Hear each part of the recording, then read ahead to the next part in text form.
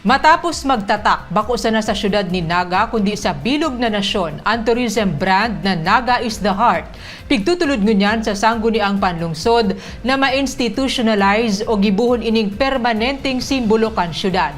Pighaman ang proponidong ordinansa kan Investment and Tourism Promotions Office sa pamayo ni Ruel Oliver asin pinadrinuhan sa konseho lokal ni Committee on Tourism Chairman Wilfredo Jude Jokno. Sigun ki Jokno, ang nasambit na brand, minamirar kung ano ang Naga sa lado nin kultura, turismo, negosyo, pagtubod, pagkakabisto, asin kung ano pa ang maabot kaini para sa mga Nagenyo. Ipiglunsar kan Mayo 1, ang Naga is the Heart, sigun pa ki Jokno, masirbe bako sa nabilang permanenteng logo kan Naga, kundi ininaan magiging saro sa mga basihan kan mga gigibuhon para sa ikararahay kan syudad. The logo opens the door. Our performance keeps it open. Our people give Naga its heart. So let us not simply say Naga is the heart.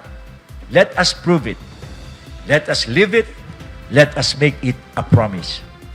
Naga is the heart of opportunity. Naga is the heart of investment. Naga is the heart of tourism. And above all, Naga is the heart of its people. At Naga Ngunyan. Anong say mo? Ipaabot ang sa indong komento, opinyon o suhestyon manungod sa proponidong ordinansang ini.